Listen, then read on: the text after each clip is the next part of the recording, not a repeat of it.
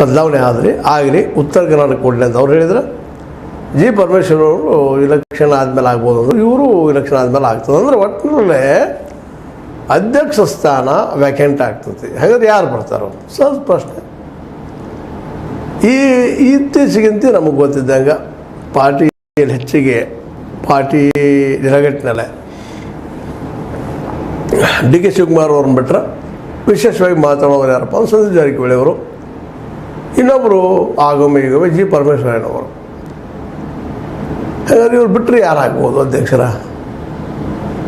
ಪಕ್ಷವನ್ನು ಅತ್ಯಂತ ಗಟ್ಟಿಯಾಗಿ ನೆಲಗಟ್ಟಿನಲ್ಲಿ ಇನ್ನಷ್ಟು ದೊಡ್ಡದಾಗಿ ಮತ್ತು ಅದೇ ಪ್ರಮಾಣದಲ್ಲಿ ನಿಮಗೆ ಈಗಾಗಲೇ ನಾವು ಹಿಂದಿನ ಎಪಿಸೋಡ್ಗಳಲ್ಲಿ ಚರ್ಚೆ ಮಾಡಿದ್ವಿ. ಈ ಇಲೆಕ್ಷನ್ದಲ್ಲೇ ಯಾರು ಯೋಗ್ಯರು ಅಂತೇಳಿ ಪ್ರಶ್ನೆ ಮಾಡಿದಾಗ ಎಲ್ಲ ನಾಯಕರು ಹೇಳಿದ್ದು, ದುಡ್ಡು ಹಾಕ್ತಾರೆ ಯಾರು ಓಡಾಡ್ತಾರೆ ಅವ್ರಿಗೆ ಮಾತ್ರ ಟಿಕೆಟಪ್ಪ ಅವನ ನೆರಗಟ್ಟಿನ ಮಾತಾಡಿದರು. ಈಗೂ ಸಹಿತ ಹಂಗೆ ಆಗ್ತದೆ ಅಂತ ಹೈಕಮಾಂಡ ಹೇಳಿದ ಅವಾಗಿಂದಲೂ ಪಾರ್ಟಿ ನಡೆಸ್ಕೊಂಡು ಹೋಗುವಂಥದ್ದು, ಸ್ವಲ್ಪ ದುಡ್ಡು ಇದ್ದಂಥದ್ದು ಜನ ಇಲ್ಲಿ ಆಗ್ಬೋದೇನೋ ಅಂತ. ಮತ್ತು ಈಗಾಗಲೇ ಅಲ್ಲಿ ಅನೇಕ ಸಲ ಪ್ರೂವ್ ಆಗಿದ್ದವು. ಒಂದು ದುಡ್ಡಿದ್ದವರು ಅದು ಎಲ್ಲ ದುಡ್ಡು ಸಂಗ್ರಹ ಮಾಡುವಂಥವ್ರು, ಯಾಕಂದರೆ ಜನರಿಗೆ ಹೋಗಿ ಮುಟ್ಟಬೇಕಾದ್ರೆ ದುಡ್ಡು ಭಾಳ ಮಹತ್ವದ. ಹಿಂಗಾಗಿದೆ ಇವತ್ತು ಯಾರು ಯೋಗ್ಯರು, ಯಾರು ಜನಪರ ಸೇವೆ ಮಾಡೋಕ್ಕೆ ಸಾಧ್ಯದ, ಯಾರು ಪಾರ್ಟಿಗಾಗಿ ಒಂದು ದೊಡ್ಡ ಸ್ವಯಂ ಏನಪ್ಪ ಅಂತ ತಮ್ಮನ್ನು ತ್ಯಾಗ ಮಾಡ್ಕೊಂಡು ದುಡಿಯುವಂಥವ್ರು ಅಂದ್ರೆ ಅದು ಯಾವ ವಿಚಾರ ಇಲ್ಲ. ಈಗ ಅದು ಚೆಂದ ಮಾತಾಡ್ಬಿಡ್ಬೇಕು, ಜೊತೆಗೆ ಪಾರ್ಟಿ ಸಲುವಾಗಿ ಒಂದು ದುಡ್ಡು ಸಂಗ್ರಹ ಮಾಡೋದು ಯೋಗ್ಯದೂ ಬೇಕು. ಹೆಂಗೆ ಸಂಗ್ರಹ ಮಾಡೋದು? ಪಾರ್ಟಿ ಫಂಡ ಈಗಾರು ಗೊತ್ತದ. SBI ಕೇಳಿದ್ರಿ ಹಗರಣ,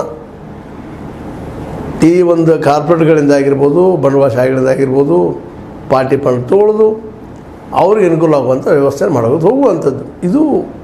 ಇದನ್ನು ಗ್ರ್ಯಾಪ್ ಮಾಡುವಂಥ, ದುಡ್ಡನ್ನು ಕೊಡಿಸುವಂಥ. ಯಾಕೆ ಪಾರ್ಟಿ ಇವತ್ತು ಇಲೆಕ್ಷನಪ್ಪ ನಾವೇನಾಗಿದೆ ಎಲ್ಲದ್ರೊಳಗೆ ಜನರ ಸೇವಾ ಅನ್ನೋಗಿದ್ದು ಇಲೆಕ್ಷನ್ ಮುಖ್ಯಪ್ಪ. ಇಲೆಕ್ಷನ್ ಗೆಲ್ಲವರು ಜನಸೇವಕರು, ಸೋಲವರ ಅಲ್ಲ. ಕೇವಲ ಅವರು ನಿಂತು ಹೊರಗಂತ ಹೇಳೋರು ಅಷ್ಟೇ, ಸಲಹೆ ಸೂಚನೆ ಕೊಡೋದು. ಅವಂತ ಈಡೇರ್ತಾವೆಲ್ಲ ಗೊತ್ತಿಲ್ಲ. ಆದರೆ ಈ ಪರಿಸ್ಥಿತಿ ಇವತ್ತು ನಿರ್ಮಾಣ ಆಗಿದೆ. ಹೀಗಾಗಿ ಈ ನಮ್ಮ ಡಿ ಕೆ ಶಿವಕುಮಾರ್ ಅವರಾಯ್ತು, ಇನ್ನುಳಿದವರಾಯ್ತು, ಸ್ವಲ್ಪ ಪಾರ್ಟಿ ಸಲುವಾಗಿ ತಮ್ಮನ್ನು ತಾವು ತೊಡಗಿಸ್ಕೊಳ್ಳೋದಷ್ಟೇ ಅಲ್ಲ, ಒಂದು ಖರ್ಚು ಮಾಡುವಂಥವ್ರು ಬೇಕಾಗಿದ್ದರು. ಅದು ಆ ದಿವಸ ಡಿ ಕೆ ಶಿವಕುಮಾರ್ ಅವರು ಆದರು. ಈ ಹಿಂದೆ ಸಿದ್ದರಾಮಯ್ಯನವರಾದಾಗ ಅವರಿಂದ ದುಡ್ಡು ಕಲೆಕ್ಷನ್ ಮಾಡುವಂಥ ಜನ ಇದ್ದರು, ಅವರಾದರು. ಇನ್ನು ಮುಂದಿನ ಅವ್ರು ಯಾರಾಗ್ಬೋದು? ದುಡ್ಡು ಕಲೆಕ್ಷನ್ ಮಾಡುವಂಥ ಯೋಗ್ಯತೆ ಇದ್ದಂಥವ್ರು ಯಾರು ಅದಾರ, ದುಡ್ಡು ಇದ್ದಂಥವ್ರು ಯಾರು ಅದಾರ? ನಮ್ಮ ಪತ್ರಕರ್ತರಂತೆ ಸಹಜವಾಗಿ ಇದ್ದವ್ರೊಳಗೆ ಯಾರಪ್ಪ ಇವ್ರ ನಂತರ ಬರ್ಬೋದು. ಅದರಾಗೂ ರಹಸ್ಯಮಯವಾಗಿ ಸತೀಶ್ ಅವರು ಇಲ್ಲ ಉತ್ತರ ಕನ್ನಡದವ್ರು ತೊಗೊಳ್ರಿ, ಉತ್ತರ ಕನ್ನಡದಾಗ ಯಾರು ಅದಾರ, ಎಂಥ ಒಂದು ಇಡೀ ಉತ್ತರ ಕರ್ನಾಟಕ ಆಗಿರ್ಬೋದು, ದಕ್ಷಿಣ ಕರ್ನಾಟಕ ಸಹಿತ ಒಪ್ಕೊಳ್ಳೋಂಥ ಮನುಷ್ಯ ಯಾರು ಅದಾರಪ್ಪ?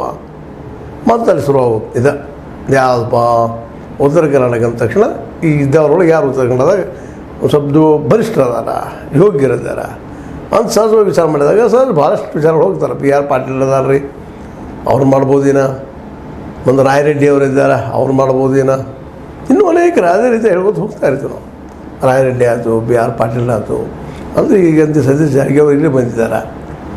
ಅವ್ರ ಜೊತೆಗೆ ಇನ್ನೂ ಅನೇಕರಿದ್ದಾರೆ. ಇಲ್ಲೇ ಒಂದು ಮೌಲ್ಯಾತ್ಮಕವಾಗಿ ನೋಡಿದಾಗ, ಒಂದು ಅನುಭವ ದೃಷ್ಟಿಯಿಂದ ನೋಡಿದಾಗ, ಎಲ್ಲರನ್ನೂ ಒಕ್ಕಟ್ಟಿನ ತೆಗೆದುಕೊಂಡು ಹೋಗುವಂಥ ಒಂದು ನೆಲಗಟ್ಟಲ್ಲಿ ನೋಡಿದಾಗ ಅನೇಕರು ಬಂದು ನಿಲ್ಬೋದೇನೋ, ಇಲ್ಲ ಅಂತಲ್ಲ. ಆದ್ರೆ ಅವ್ರಿಗೆ ಪಾರ್ಟಿ ಸಲುವಾಗಿ ಓಡಾಡ್ಬೋದು. ಆದರೆ ಪಾರ್ಟಿಗಾಗಿ ದುಡ್ಡು ಸಂಗ್ರಹ ಮಾಡುವಂಥ ಒಂದು ಕಲೆ, ಮತ್ತು ಆ ಕಲೆ ನಿಮಗೆ ಗೊತ್ತದ ಹೆಂಗಿರ್ತದೆ ಅಂತೇಳಿ. ಈಗ ಡಿ ಕೆ ಶಿವಕುಮಾರ್